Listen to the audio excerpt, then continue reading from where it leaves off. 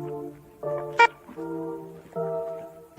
think what we are suffering from is ideological confusion. That is, that we're not clear, we're not thinking clearly, and that we need a context within which to answer the question, is something good or bad? We assume that we have the same goals, but we never say what they are. It's time for us to think and articulate and establish our goals as Black nationalists and Pan-Africanists. We need vision, we need clarity. Otherwise, we can't answer the question, is it good for African people?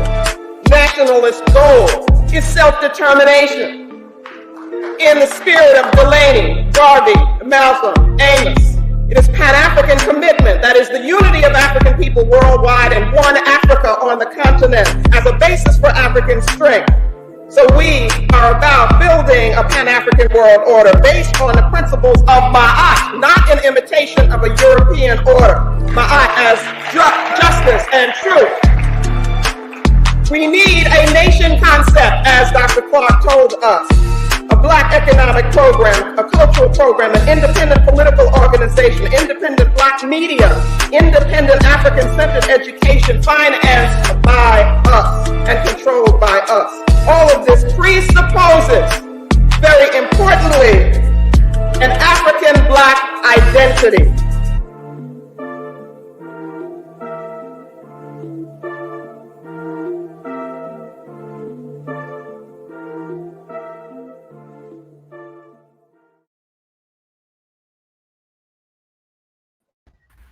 Well, Otep, everyone, Otep, and welcome back to our 7th episode of the African World Order. So it's always been a great pleasure that we find you here. We always welcome you. We ask the ancestor to bless you. And thank you for choosing to come and see us and come to join our conversation this Friday when you can do something else. So I'm here with my co-host. You want to introduce yourself, or if you just want to say hi to the people? Hey world, it's Iya Iwalewa. Here to rock and roll. Hotep, everybody. Hotep family. It's Talawa. Looking forward to tonight's very important conversation. Yeah, today we're gonna have a great conversation, but like we need to talk about your background, brother. You know what? This is I need a African defense system. Okay. I don't know, man. Hey, the background work for some people. It doesn't work. Don't let Shmooty take you off your square. Like he's trying to crack. Don't let him take you off your square. No, at least I have some form of defense. So yeah, what's your defense? Yeah, you do like a brick.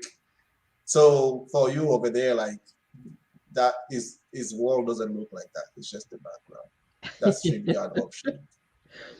All right. So as you've seen today, the main topic gonna be the new technology that everybody's talking about is the metaverse, right? Oh, so now you have a piano, okay. Luxury piano. So it's gonna be metaverse, but for those who have been following us since the beginning of the year, we have a section that we call bullshit. The bullshit. So we have to go to the bullshit first. It's kind of to warm you up, like when you're an athlete, you have to warm up before like big fights. So we usually have this section on the bullshit where we talked about like little thing irritating for our people, just a few things that we find in the news, right? That we need to talk about. So we're gonna start with the bullshit first. And for the bullshit, we have a couple nice one that you probably gonna raise your eyebrow. That's the expression, raise your eyebrow, your eyebrows. Hey, I'm like English is like the third language I'm speaking. So you know the expression. So sometimes I use the expression. That you multilingual and stuff. You all right. Come on. I'm about to say because I'm bilingual. So I'm not even nobody can play me out. I'm bilingual, so I'm quadrilingual because I speak okay. like the patois All from right, let's get to Jamaica. the bullshit. So, wow, man, like so Shanuti's we're trying gonna to be in the talk. bullshit section. Yeah, I tell you bullshit. I know me. I don't want to be in the bullshit. All right, so for the first bullshit that we have, so we're gonna start with the ECOWAS sanction on Mali. Mm-hmm. So I'm sorry, like I think ECOWAS, I know better. Like my stupid mind. I need to probably look what ECOWAS is in English because I know what it means in French. You know what I mean? But basically, it's it's an economical. Let me just look at it up. Let me look it up. Come on, Shanuti, not on Showtime. Well, if I can help you out ECOWAS. I can help you out a bit, Shanuti. Essentially, for those of us dealing with the English-speaking crackers, so it's similar. ECOWAS is similar to the British Commonwealth, where you see many African nations of the Caribbean belong to. And we talked about this a bit with Barbados. They're still part of the British Commonwealth, or territorial piggy bank, really. But that's sort of what ECOWAS does for parts of the continent where French crackers are terrorizing African people. Yeah. So I find it here. ECOWAS means economy. Where did that go? Yeah, it's Economic Community of West African States. Okay, so in French, what is it in French then? It's CDAO, like it's the same thing. Like it's like it's not like this, like the West. I think the W come and mess up everything because West is with the O. So ECOWAS, is Economic Community West African State. So what is happening in Mali is that the Mali people, they had a coup, right?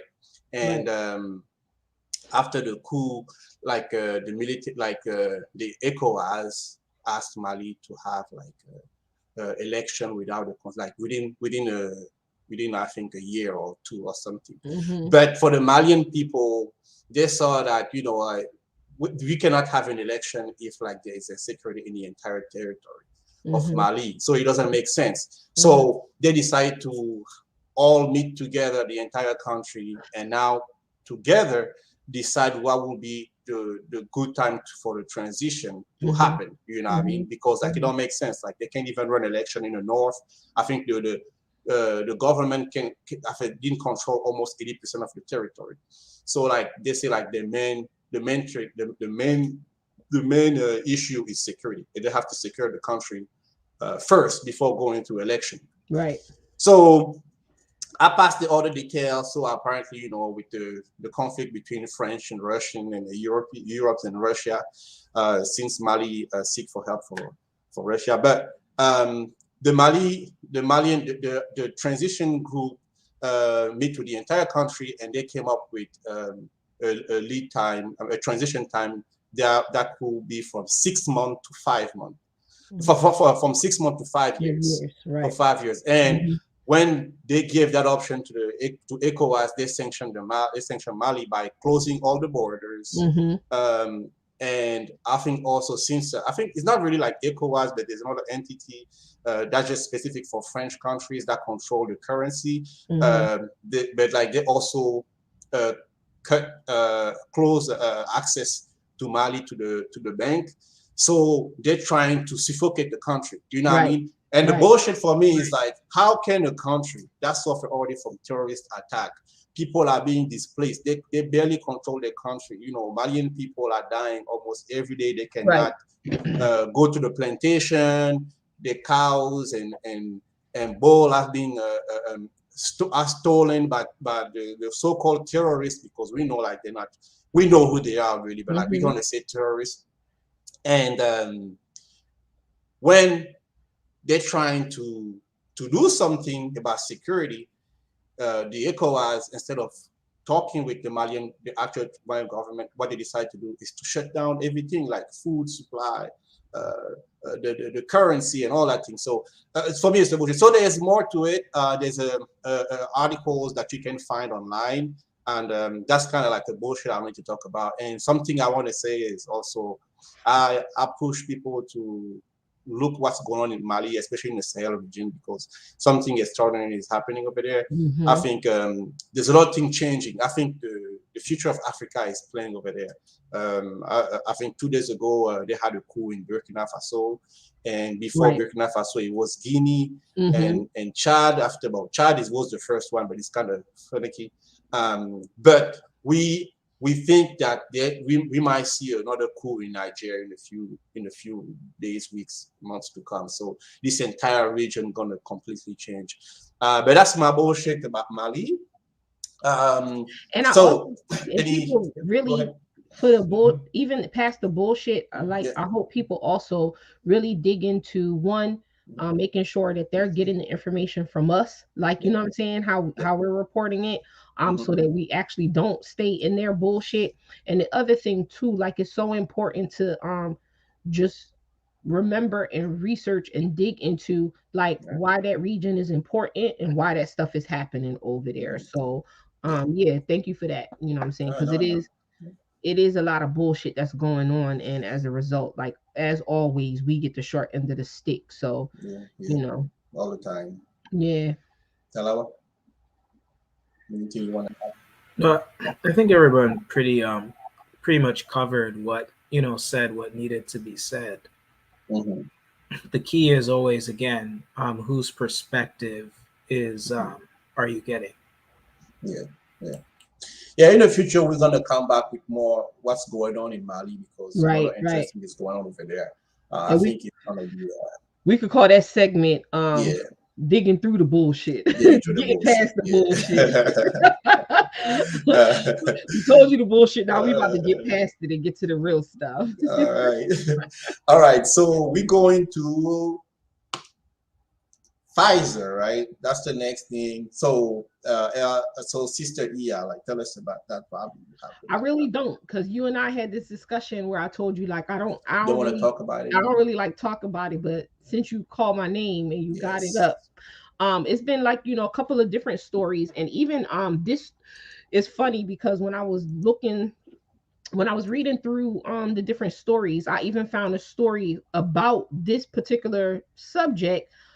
Even some maybe like a year ago, right? So it's not necessarily like it's a new topic, but it's a topic that's important, right? So it looks like Pfizer is looking to, rather than having like the frequent boosters, they want to make like the annual COVID vaccine, like make the COVID like an annual vaccine.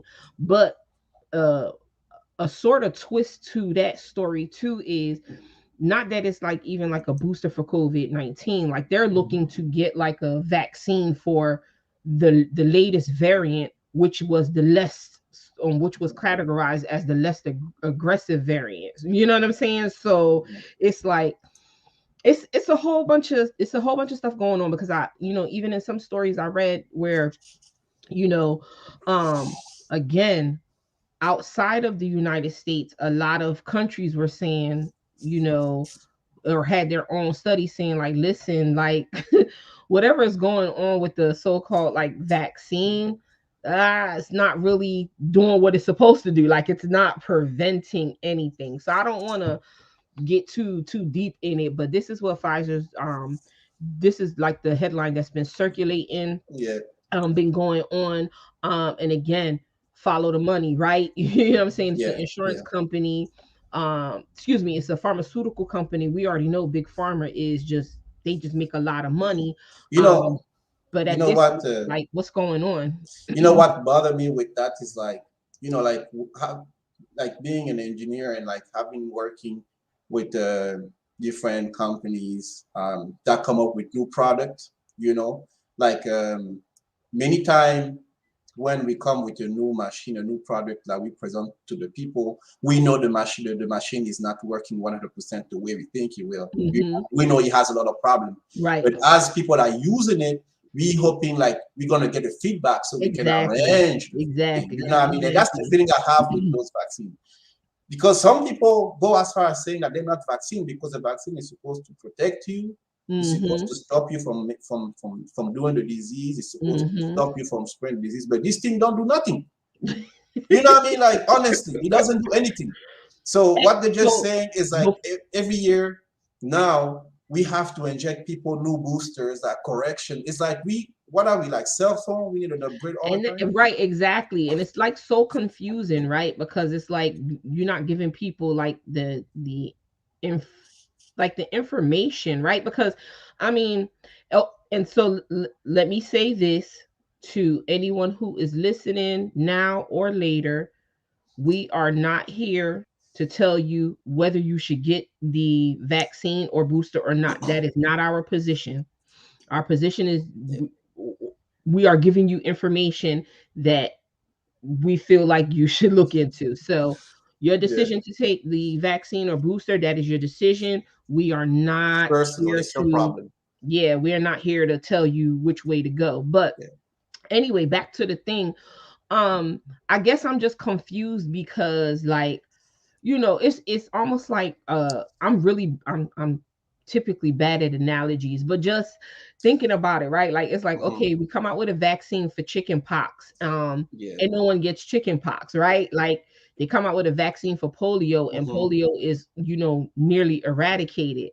But I mean, we have instances, and we all personally know people who have the vaccine and they're still getting COVID. So it's like, Yeah. well, what is, you know what I'm saying? Like, what is Yeah. it? Like, what are you guys trying Now, to for me, and I know Talawa keep disappearing over there in his nice living room, but It's luxury living. but like he's literally disappearing all the time. Something we need to. I clearly understand. You know what I mean? And people can question it or whatever, but I think it's just like there's a book my friend suggested me to read. It's called Lean Startup. I don't know if you heard about that book, Lean Startup. Basically, it's a work philosophy. It's a business philosophy that you, like, when somebody create, it's exactly the same thing I say. Like, it's literally explaining that, like sometime when you create a product, right, that you put on the market, it might end up like a completely different product, like after a certain time. It's not like to many companies, you know what I mean? Right, And right. It might this morph into company, something different. yeah, Yeah. like you might start like selling, like you see like whatever, like Apple, for instance, they sell like a computer, and then like they become the best seller at sales phone because, you know what I mean, they Right. find out that Right. people, they understand the need of Right. the people, you know what I mean, so like they correct business. So like it's a business philosophy, and that's always the scary part for me. Like when I see that model, I understand that even if I'm not a doctor, the way the product keep coming, I understand that it's the mindset of those who create it. It's not so much like what is inside the vaccine. I can't question exactly how good, whatever, like I'm not in that for, but like when I look at the business model in America, that is the most studied by CEOs and people like that, and I see how this vaccine, or this so-called vaccine, is coming out, you know what I mean, like I'm very like, I'm taking a step back. That's the same thing that they taught to every CEO executive in America. Like, why would they? Is it applicable for also like something that concern people health? I don't think so. And I think you bring up a good subject too. And I just think, just plainly, we have a lot of these conversations and disagreements about, agency over your body, right? And I think that this situation with the vaccine and the booster could fall under that as well. You know what I'm saying? Because it's like, to a certain degree, you're kind of taking away, or it appears that you're taking away the decision for me to make, you're taking away me being able to make decisions about like my health or whatever. So yeah, I think that is, so the BS of it all is like why why an annual booster, right? Like, you know what I'm saying, or vaccine, excuse me, I keep saying booster, vaccine, same, pretty much like the same thing. But and I just, people, I again, do your research, because it's a lot of, indeed there is a lot of misinformation out there, but a lot of the bullshit is glaring. So like, you know what I'm saying, people please recognize what the bullshit is. Do what you know what I'm saying? Do what you do. Again, we are not advocating for you to go either way. That is your choice. But you know what I'm saying? Stay on top of what's going on, because again, anything that is going to take away from you making decisions about your body or yourself or the health of your family, that's a problem. Yeah. Talawa, anything you want to add to what has been said? Yes, what I will add, I think what this reveals, there was, I've heard this multiple times from African people who are informed about, indigenous medicine, their indigenous healing and medicinal practices. And one of the things that I was told, and I just trying to remember the exact person, it'll come to me. What they said, in the West, they treat the disease, right? In African culture, they treat the person. And I think you're seeing the difference with this COVID scenario. Because my thing is, and to Sister Iha's point, it's not a question of, for me, whether you take the vaccine or not. I would add a question so much as to what alternatives are there other than a vaccine. Right. Exactly. And this is the way that Europeans are hegemonic and universal, where they tell you the only way to treat COVID, is through a vaccine, and just conveniently keeps them employed, right? Because look at the gentleman from Madagascar who found ways to treat COVID without a vaccine. The World Health Organization turned that down. Right. There was a dude from Jamaica in New York in the hospitals finding ways to treat. But these are not things that are considered. Right. Everyone's just told an instant gratification thing. Right. And I think that's what I would highlight to add on to what my co-hosts are saying. Right. Yeah. Otep, Brother Savi Fosi, and thank you for being here. So the next thing that we have here. Well, before we do that, Shanuti, we just again want to highlight everyone who is joining us now, who will join us later. But please make sure that you follow us on our social media platforms. We are on Twitter, we are on Facebook, we are on Instagram, and also donate. It takes work. You know what I'm saying? It's work is what we like to do. But we appreciate the love. Please, if you feel so inclined, as I usually say, you can donate to us on what is it? Oh, why am I like bugging today? Help us raise money so Tristan doesn't disappear behind. Cash app at $AIPhilly.org. We'd love to hear from you. So not only and then subscribe on YouTube, follow us on the social media handles, let us know what's up, and we'd appreciate it. You see, we do the bullshit segment on our live stream. If it's something out there that you would like the people to know that maybe we haven't talked about, or what I'm saying, we may not be familiar with, drop us a line, you know what I'm saying, and we show some love. So thank you all. Yep. All right, so I think, is there one bullshit, the Amazon? See. Well, we can quickly go over that.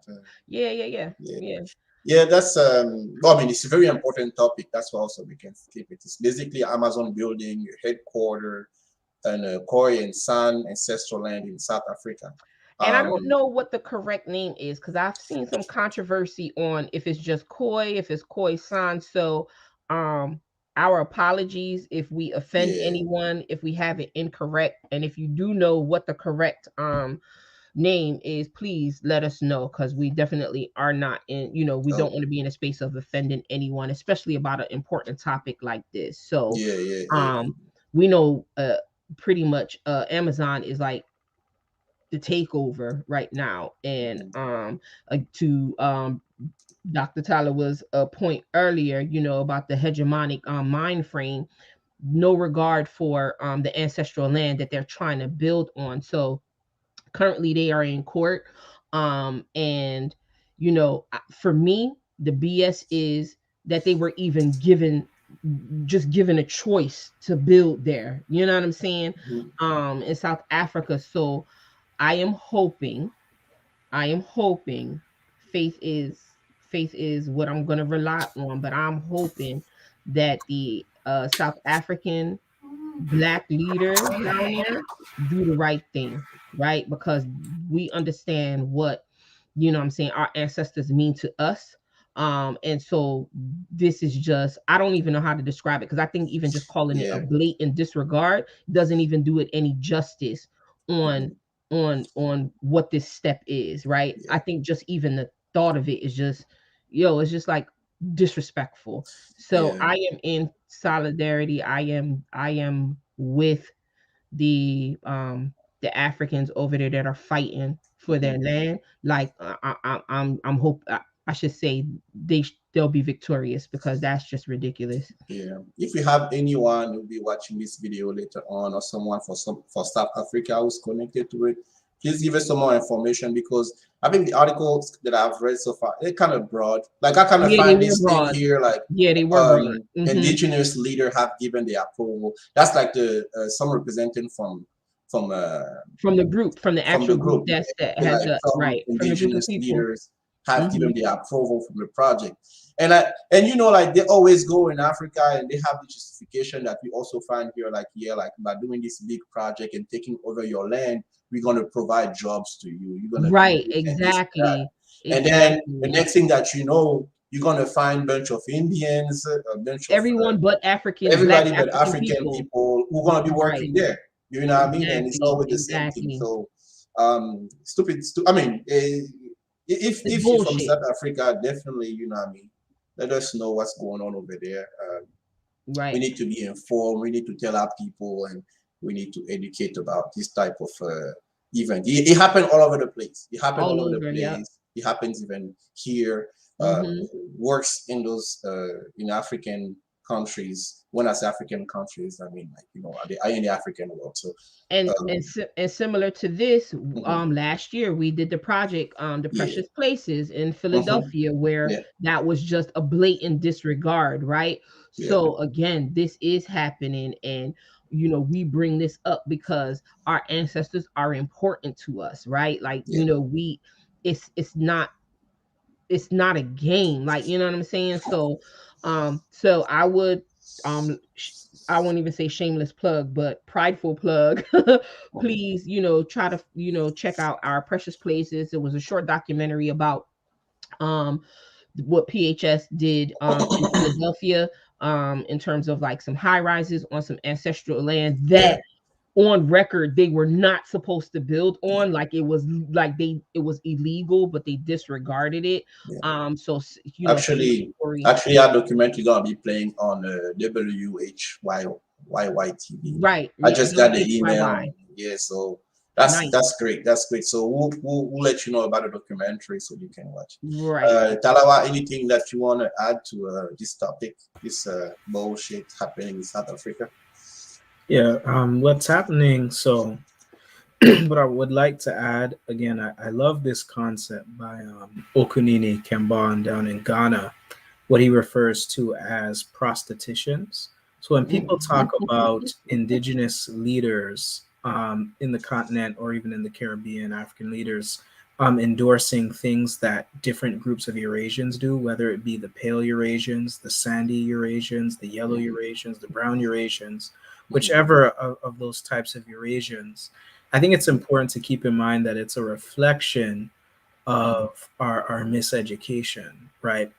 We're going through these cracker school systems, sometimes Arab school systems in the continent. So it's hard, I often find, for leaders to see the racial element of economics and politics.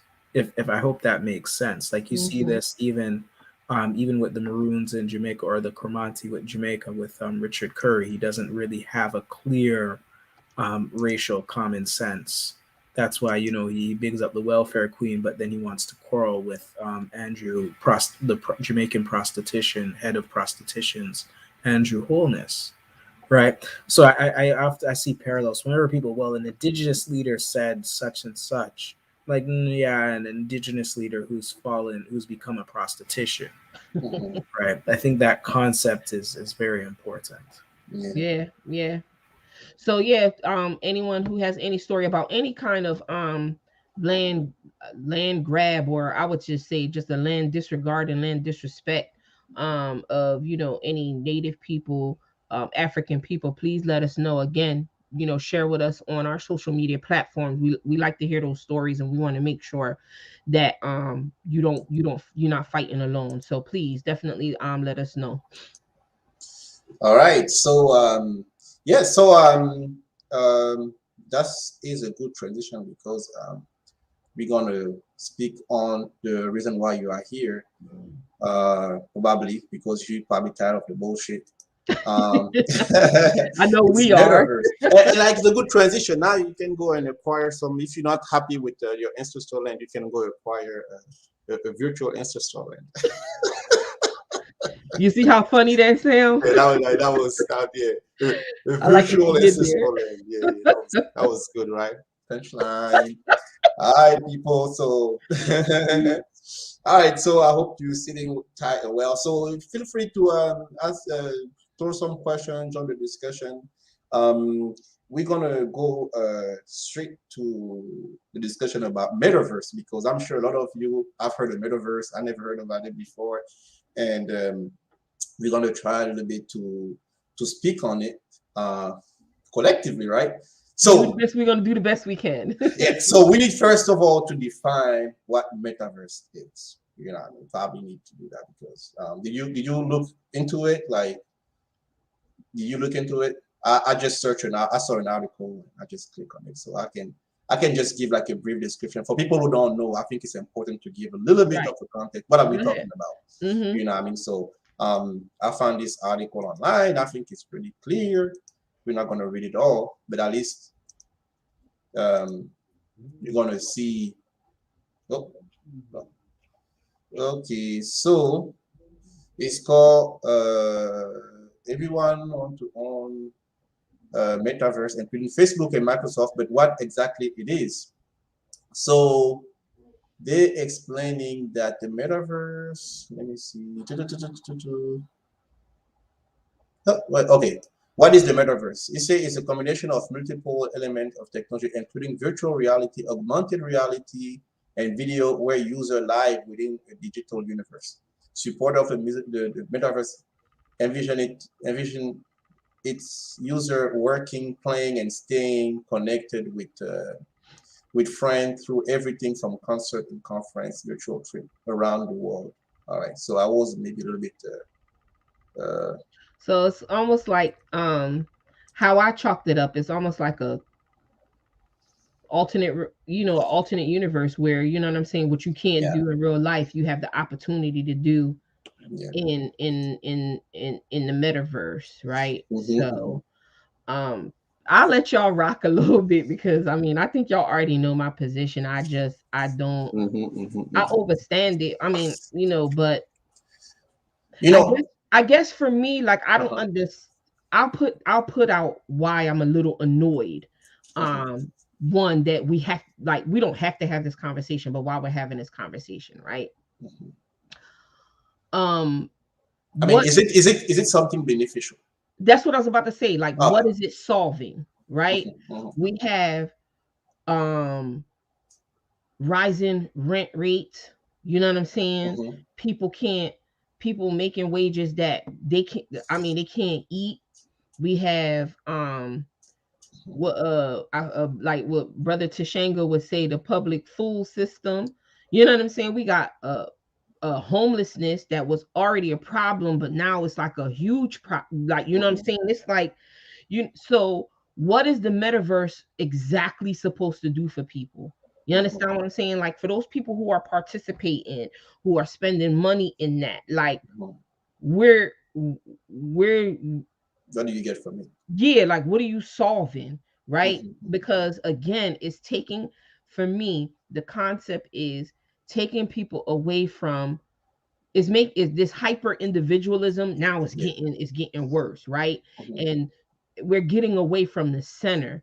You know what I'm saying? And I don't hear anybody talking about, like, community. You know what I'm saying? Like, or bringing families together to help solve problems. But we want to talk about the metaverse. Like, and buying property in the metaverse? What about people who can't buy property in Philadelphia? You know what I'm saying? Like yeah, that's where I'm at with it. I don't know. It's I mean, weird. are you afraid of the technology, or you think like reality gonna just? So I'm not. So I'm glad you brought that up. So it's not a fear thing, right? It's about, for me, like, what makes sense. You know what I'm saying? And values, right? Like, I don't understand the I don't understand the indulging in that when those same people, they have something to say about what's going on, but you're not doing anything to like solve the problems, right? Yeah. Like I just don't understand the energy it for the metaverse. Like I don't see the benefit. I'm not It's against not. technology. That's not what I'm against. But I do you feel like, see it? Do you see it as something useful? I don't know. I don't think so. Because like, maybe Talawa, you wanna.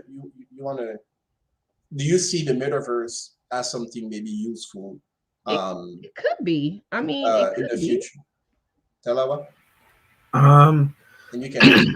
for me, I see it as, and I tend to be oversimplistic. um, when it comes to this, I see there's a clear relationship between this concept of universal basic income, which our good brother Onwale Africa talks about all the time, right? That doesn't really do anything to really, solve the economy. I see a relationship between, so I want us to keep that in mind, the UBI, the universal basic income, the rise of the postmodernist wing of Paleo-Eurasian thought in the academy, where everything is fluid. And I like to remind everybody, for African people, fluid rhymes with stupid.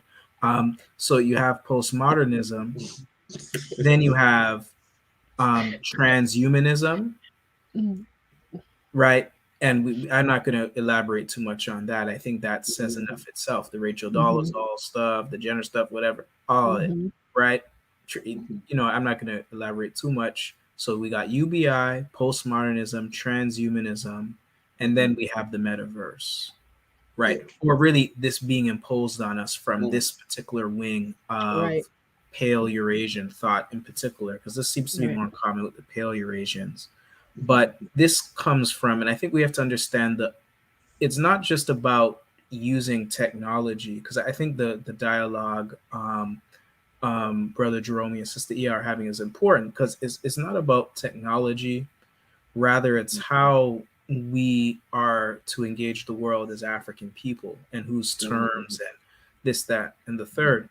So in that type of a context, right, you have to be mindful of the Pale Eurasian fixation on what Okunini Kambon calls, and I think Baba Shemshu Jehudi, some know as Jacob Carruthers, talked about this as metaphysical alienation or fundamental alienation, where the way Yurugu sees things is always divorced from reality. Right. So this metaverse is simply a manifestation of that, right? They see a dichotomy between man and nature, good and evil, man and woman, right? These are their type of thinking. So now you have a metaverse, a virtual reality versus a physical reality, rather than something that is holistic. So I think for us as African people, we have to be mindful, because this is really targeting our children, right? It isn't about me, maybe kind of people in my age group, maybe. It's not about Shinudi and Sister Ia. It's about our children, those like under 10 and soon to be born. Right? That's who this is targeting. It's all about gradualism, because I think the metaverse is functioning for this generation the way television has functioned for millennials and Gen X, right? I think it's a similar function, this constant alienation. So we have to think of ways to control our children's socialization. That's really what I would emphasize, the socialization of our children. And that's an organizational and institutional question, as it always comes down to, as Nana Marcus Garvey would remind us. And that's a good point, because that was what I, in my thinking is like, okay, so we have something else that we're going to engage in, where to Brother Talawa's point, we didn't write the rules. It's not from our framework. So where's the protection? You understand what I'm saying? Where's the protection again for our children? You know what I mean? Because we already know how that, what that looks like when we're not protecting our children, and we don't understand what's going on, and when we don't make the rules according to our values, you know what I'm saying, and what we believe in. So I think technology is not a bad thing, but I it's technology is not a bad thing, but I just, for me, this, I don't necessarily see it as a technology that is necessarily going to benefit us, right? Because an alternate reality doesn't stop the reality of police brutality. You know what I'm saying? Mass incarceration, the school to prison pipeline. Again, homelessness. Like, it's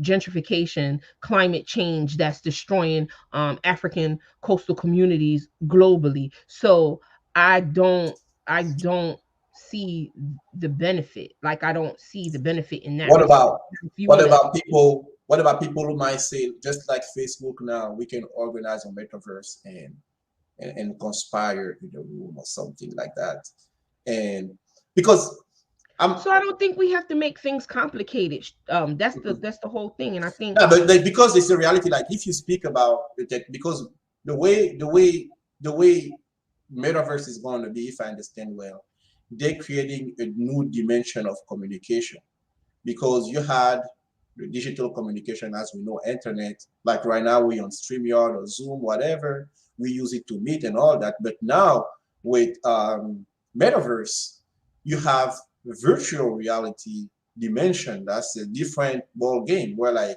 the same thing that you do on Facebook, on Zoom, or anything, you're gonna be able to do the same thing over there. You know what I mean? So people in the community can put the argument that what you're doing already with Facebook, like or with people have website, everybody has website, everybody has a Facebook page, everybody is on social media, everybody is doing this and that. But now with metaverse, it will be basically the same thing. You know what I mean? Why are we saying it's a bad thing if we doing the same thing? This is basically just the same thing with just a different speed, different environment. but let's be honest. So we all have indulged on social media. I'm a little late to the game compared to some people who've been on. So I'm fairly new to the social media, and I limit it. And you read the dialogue on social media. What good is we'll use the to me, the poison, the worst of it all. We'll use Twitter. I've seen some crazy allegations that's been made, some crazy comments that's been made against people, right?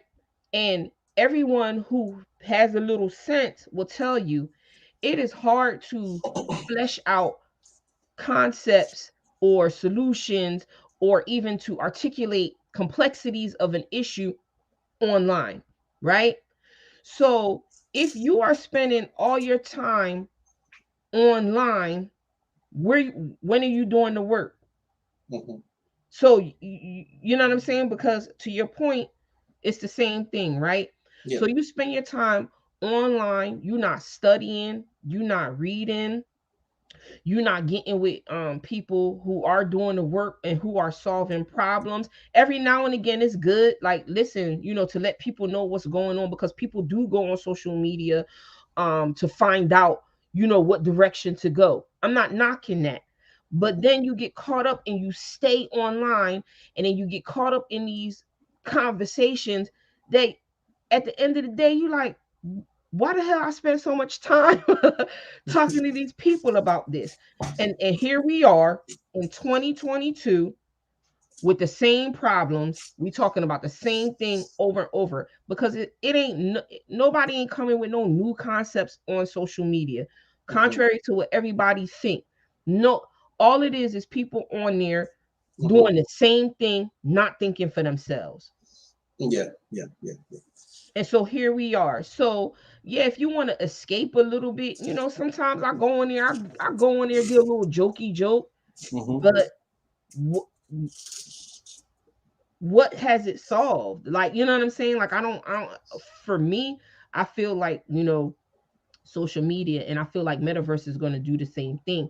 People are just going to get lazier. You know what I'm saying? For the lack of a better term, they're just going to get lazier and nothing is going to get solved. So again, are people really like, so at this point, I'm asking, what do you really like? What's really making you uncomfortable? Like, really, like, you know what I'm saying? Like, what are you really trying to solve? Like, what are you here for?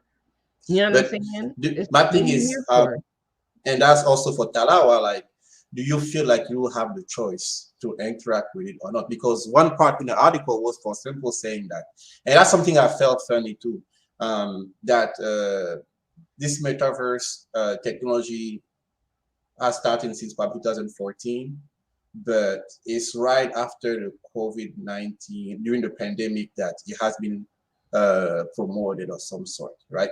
But my question is really like, do you feel like, since they're saying that like workplace now, for people who work from home, right? Your boss, I don't like the word boss because I don't have a boss, but my mom or something like that. Like your boss, like when you work from home, he cannot see what you're doing. So if he say like, well, you can work from home, but you need to you need to have like your thing in your face, and so I can see if you really doing your work. It can be a condition for work, and I'm saying that I know like the word for us is like we need all to be entrepreneurial, having a company. But I'm talking for people who are gonna still be working some places, right? Like, if your workplace requires you to use Metaverse, which might be, a future reality, you think that our people will have a choice but to interact with it? You bring up another good point. That's it. Those are questions that are not being asked enough, right? Because it can also be for the school, for the kids. It can be for the hospital. But that's once fine. It's in your home, that's fine, Shanuti. And you would have a choice to stay employed at that place. Like, you would make the individual decision if that's what you want to give up. And that is fine, right? But again, as a community, if we got together and thought, why are you asking me these questions? Why do I have to participate? What have I done up until this point that made you say I gotta indulge in the metaverse to get my work done when I've been was getting my work done, right? So for me, that says, where are the protections for people? And not enough people are getting together to see that we are protected from things, from infringements like that. You understand what I'm saying? So the metaverse, if for nothing else, should get people to ask these questions that they were afraid to ask, right? Because it's all about, like, y'all trying, what you need to see in my house for? You understand what I'm saying? Like, you paying me to do this work. So, and I'm not knocking, entrepreneurship is not for everybody. So I don't want anybody to feel like that's it, quit your job or whatever. But what we need to start doing is start to think now, start asking different questions now, reframing, because we have the opportunity to make the reality be what we want it to be. So now it's like, all right, are we having conversations with people who have the same values so that we can move the needle and protect?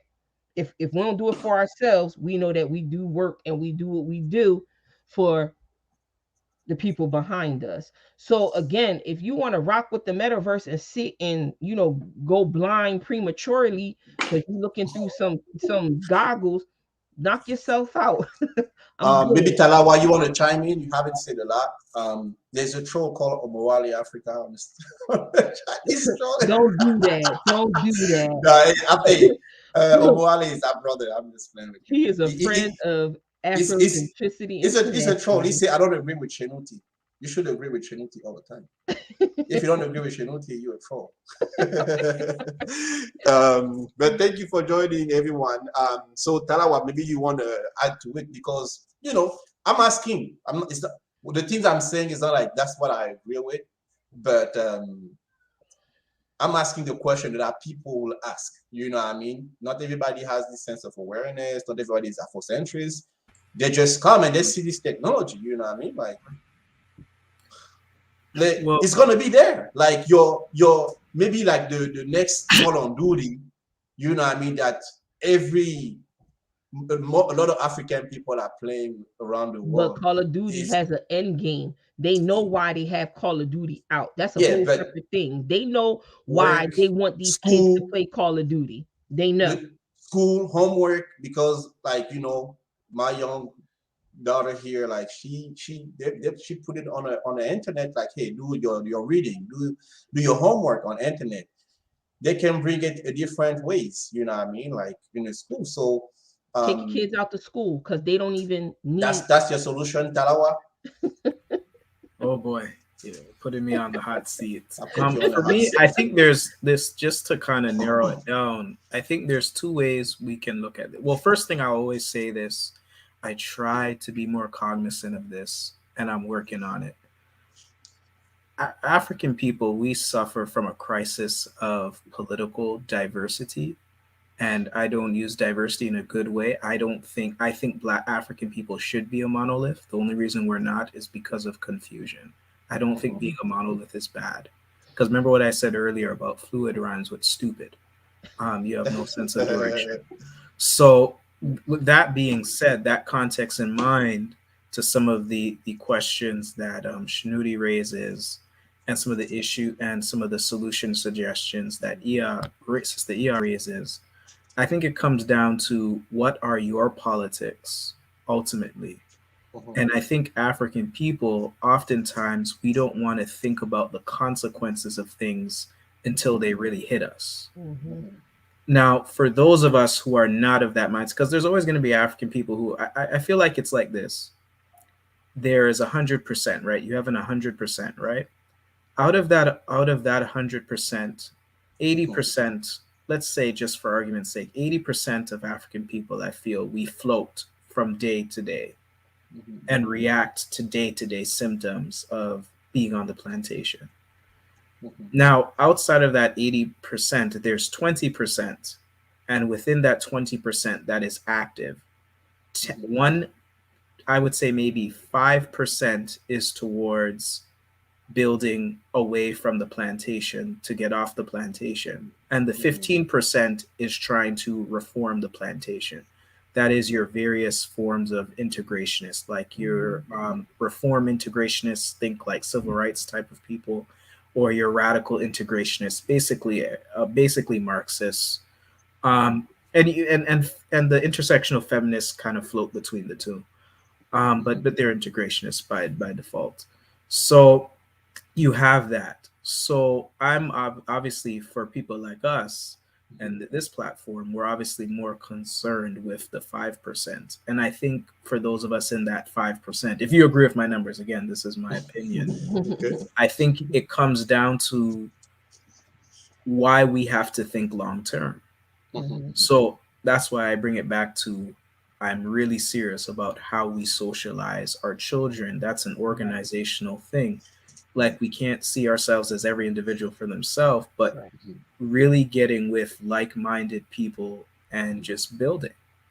And as things come along, we adjust. But to be more specific and more tangible now, there's two ways you can look at it.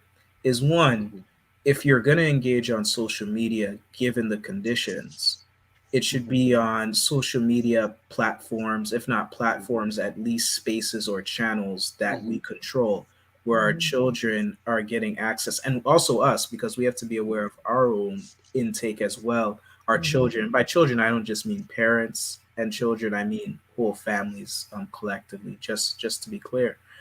What types of platforms are we engaging in on a regular basis if we're going to take that social media route? So are you going to, engage on platforms like, Abibi Tumi, right? Right, the various Abibi Tumi TV, abibitumi.com. Shout out to Brother Kwajo and Okunini Kamban for creating that platform for African people to be African and de-whitenize the way we think. And you can also look at Black Junction TV. You can look at some of the channels that we create here on this platform. So that's one way. The other way of it could be, and I think about Nana Francis Quest Welsing's warning or caution: reading is more important than watching television. Right? She said that about TV at this time, right? So the way that we engage these types of things, I think, is something to be mindful of, because there's other things we could be doing, like drawing.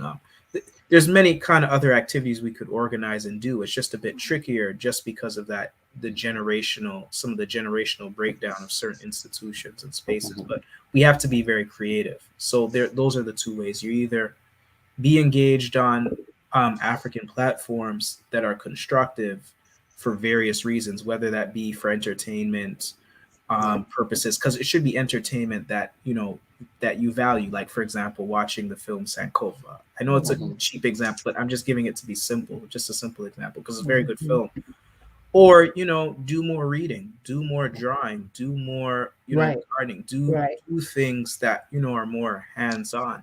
But we don't necessarily have to be anti this or anti that. But I'm more concerned about. I'm glad that Talawa, you brought Abitumi, Black Junction, something I've been thinking about. Do you think in the near future, agree or disagree with the metaverse, we might see African people trying to also create their own virtual reality? Will you advocate for it, or would you be against it? What do you think, Sister? Yeah, I'm curious what Sister thinks. So I always ask the question, well, what does it solve? Right? Like, what is it solving for, like, African people? Like, what is it doing? How's it pushing us along? And this is not solely because I'm saying Afrocentrist, but like, it gotta make sense. You know what I'm saying? Like, you can meet with your Brazilian friend on Metaverse, that's on fine. African Metaverse.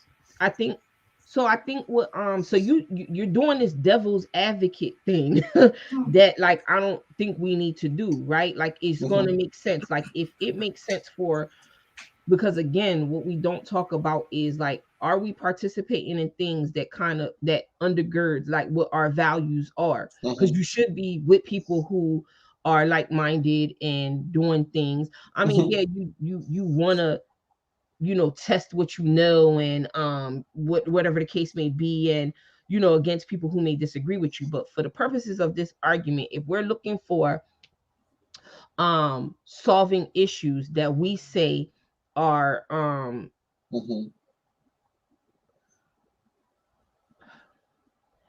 I don't think it doesn't have to be a bad thing, like, if they create something, right?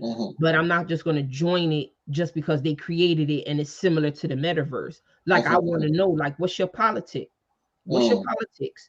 What you stand for? You know what I'm saying? And if I'm not game, like, then I'm not going to join it, because I'm not going to lose anything. But I'm definitely looking to participate with people where there is a gain and it's beneficial for African people. I mean, like, I don't understand the difficulty to Brother Talawa's point. You know what I'm saying? It's not being anti, right? It's just about what's good, and what's beneficial for people. Listen,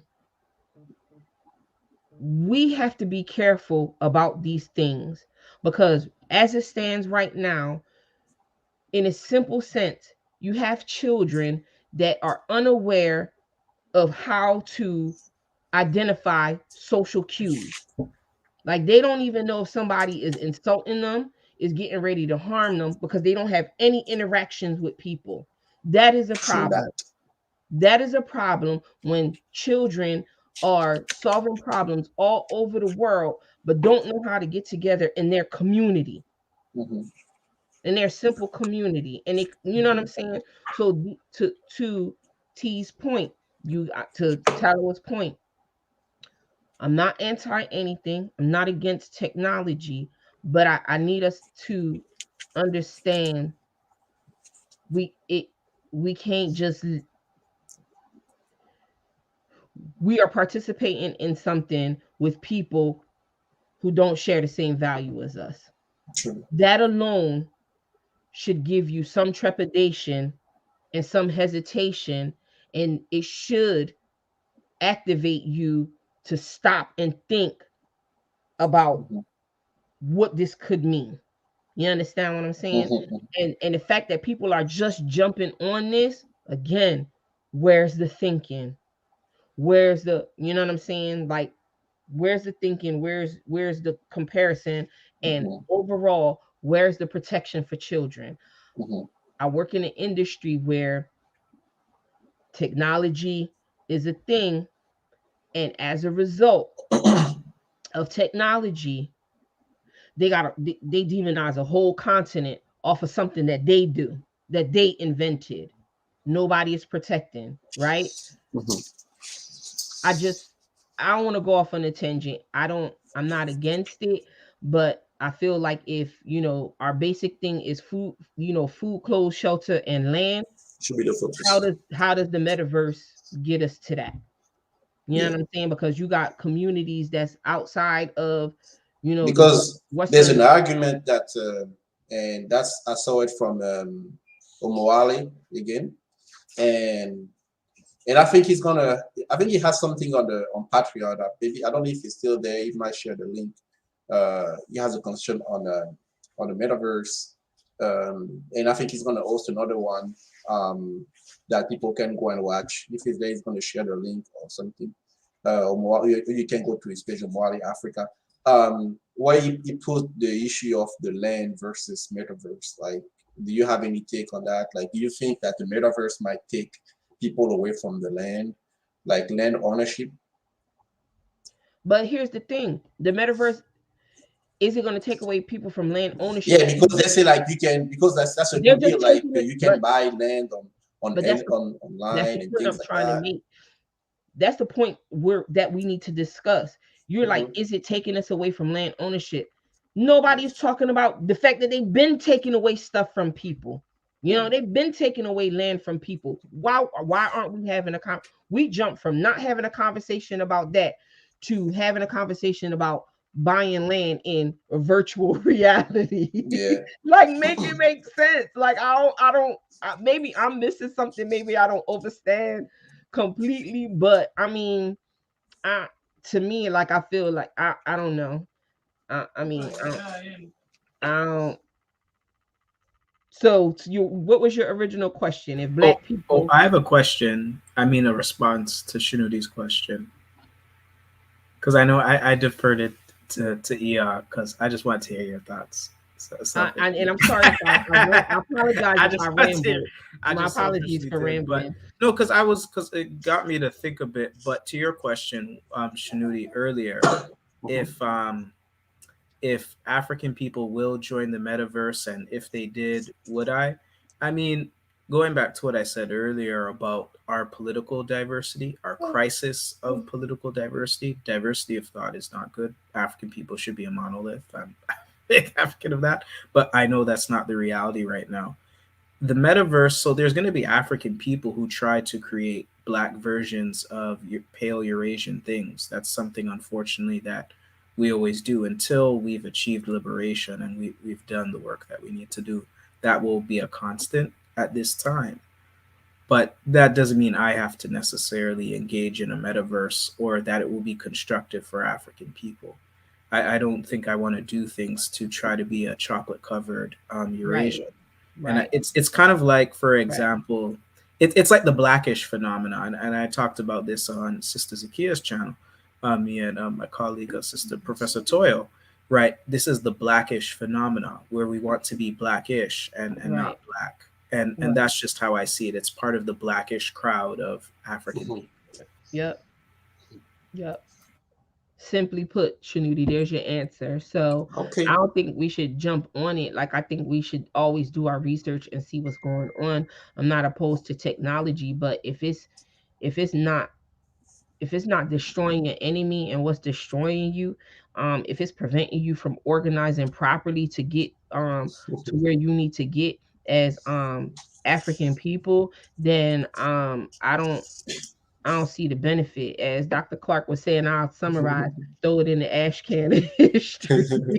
Like, just throw it away. I mean, and that should actually just be a simple mantra for anybody. Like, if it's not benefit, because they talk about all this self-care, all this stuff that's going on. If it ain't for you, throw it away and don't participate. If it Yeah. ain't for you, then don't participate and throw it away. But yeah, I don't see it moving necessarily the needle to us acquiring anything. I mean, and that's just based on history. History told us that. History shows us that. Because look, to brother Tyler was earlier point about the metaverse being kind of equivalent to what the TV age is. We are in 2022 and people are still screaming about, oh, we need representation on TV, we need representation in in the movies, or we just need representation. Same thing all the time. Same thing gonna happen, and then we're gonna be 40 years old and we're gonna be like, and we still gonna be homeless. We still gonna be getting land. They still gonna be encroaching on us. So, I mean, you. What? I think the saying go like history rhymes, right? Like, you know what I'm saying? It may not be identical or whatever, but it rhymes. Yeah, it's a lot of rhyming going on. All right. So, well, I see somebody say we hating on the metaverse. I'm saying that. Nah, we're not hating on the Not metaverse. hating. Now you can use it, bro. It's just like people here most likely won't come get you if you're there. Well, that was a good hour conversation. I wish we could speak more about it. I'm sure like we're gonna find plenty. Yes. Let the record show that you didn't give us your opinion on the metaverse. So I Oh just no, want to make sure. I want to make sure the people know, like, you out here playing devil's advocate. But we'll leave that for another day. Let the record show, like, you straddling the fence. We'll talk. We'll speak about it. You know, I'm like, yeah.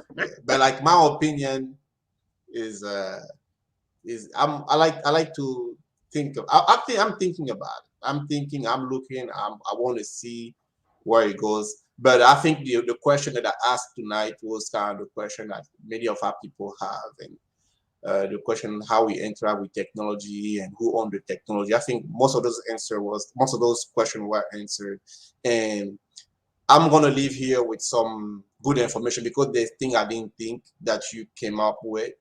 I thought that really interesting, and that's kind of the goal of conversation. Is like you always kind of let you see different things, and give you different argument. But people, you can visit us on our website aifli.org. We have a store there now where you can buy books. You know, should I do a demo for the people? Yeah, that's our metaverse participation. That's our metaverse participation. Cash. Because you can donate and cash app us at AI Philly, $ AI Philly. Join our platforms, so we can talk about what we need to do, and then come offline and do what we need to do. Yeah, We don't stay there, because the reality is offline. The reality is what we doing. Look at that website, looking so pretty. Yeah, so anything you want to know about us, you can go to aifili.org. I mean, we're working on our website. You know what I mean? We work on our website. We have a few things that can help you, maybe not a lot. Right now, you can go to our store, and you can visit our store and you can find a few workbook for your children. We have an African foundation that I read to my daughter every night when I can. And we also have this new book from Kiamui Yamazama. It's a dictionary of African divinity. It's $30. So you can go over there and volume one. Volume one, yeah. A product So of you can go on. homeschooling. Just want to emphasize that. Yeah. African product of homeschooling. Yep. Yeah. So you can find this nice reading if you don't want to be in the metaverse now. Whatever. All right. So what else that people need to know? Subscribe to our channel. What is it? Donate to. Oh yeah, donate to our Cash App AI3D to help us, organize. We have a lot of people in Philadelphia. We get together, we organize meetings, events, also program for the youth, from the adults. We would like you to meet us. Every second Sunday of the month, we have a general meeting. Also, those who are local, once we have a local here, we'll tell you where. But we usually do it on Zoom, so you can join our listserv. You can contact us again on our email. When we will come together again. Oh yeah, we're dealing with this pandemic, but yeah, Sister Ayana, we will come back together very soon, like probably in March or February. But for the time being, with the pandemic, we have to deal with what we have, and the MK is still closed. So. But anything? Did I forget anything? No. So we good. So the next we meet again. For the episode number 8 is gonna be 2 weeks from now. So that's gonna be Black History Month. Yeah. So it's gonna be a special for Black History Month.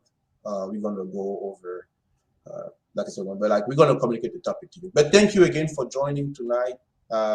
Thank you for sharing. Sorry we didn't answer to any questions. But I think the next show we can answer to some of the questions that you have, or we can keep conversing on the chat. But people, we love you. Unity is our aim, and victory is our destiny. Ashe. Ashe.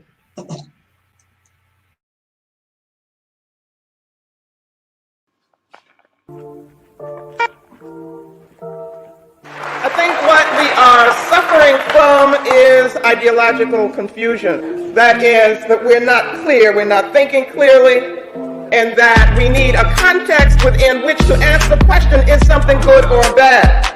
We assume that we have the same goals, but we never say what they are. It's time for us to think and articulate and establish our goals as Black nationalists and Pan-Africanists. We need vision, we need clarity. Otherwise, we can't answer the question, is it good for African people? Nationalist goal is self-determination. In the spirit of Delaney, Garvey, Malcolm, Amos, it is Pan-African commitment, that is the unity of African people worldwide and one Africa on the continent as a basis for African strength. So we are about building a Pan-African world order based on the principles of Ma'at, not in imitation of a European order. Ma'at as justice and truth. We need a nation concept, as Dr. Clark told us. A Black economic program, a cultural program, an independent political organization, independent Black media, independent African-centered education financed by us and controlled by us. All of this presupposes, very importantly, an African Black identity.